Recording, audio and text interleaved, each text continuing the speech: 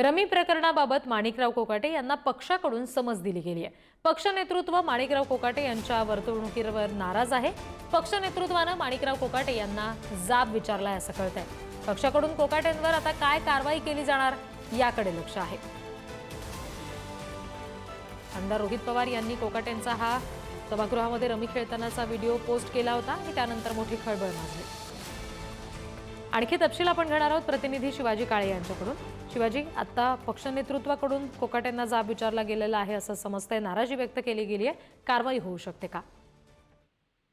महाराष्ट्राचा कृषी मंत्री हा राज्यातील शेतकऱ्यांचा नेता असतो आणि त्याने त्याचं प्रतिनिधित्व करायला हवं। मात्र अलीकडच्या काळात कोकाटे यांची वक्तव्य आणि कृत्य हे कुठेतरी महाराष्ट्राच्या कृषी मंत्री पदाला लाजिरवाणी आहेत आणि हे त्यांच्या कृतीतून पाहायला मिळतं। या सगळ्या संदर्भामध्ये राज्याचे मुख्यमंत्री असो, उपमुख्यमंत्री असो यांनी देखील कुठेही आपण पाहिलं असेल की माणिकराव कोकाटे यांच्या कृत्याची पाठराखण केलेली नाहीये।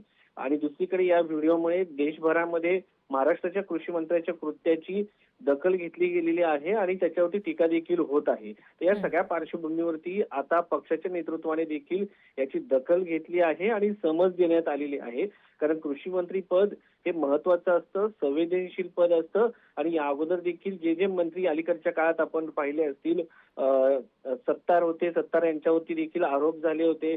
त्यानंतर आपण पाहिलं असेल धनंजय मुंडे हे देखील कृषी मंत्री होते, त्यांच्यावरती देखील पीक घोटाळ्याच्या दरम्यान आरोप करण्यात आले होते। तर कृषी मंत्र्यांच्या संदर्भामध्ये अलीकडच्या काळात जे काही आरोप होत आहेत ते अत्यंत कुठेतरी चिंतेची गोष्ट आहे। त्यात आता ज्या पद्धतीने माणिकराव कोकाटे हे अत्यंत असंवेदनशील पद्धतीने वक्तव्य करत आहेत, त्यामुळं एकतर शेतकऱ्यांच्या मोठ्या प्रमाणात पाऊस झाल्यामुळं काही भागामध्ये पर्जन्य छायेच्या प्रदेशामध्ये अजूनही पाऊस पडलेला नाहीमुळे शेतकरी मोठ्या चिंतेत आहे।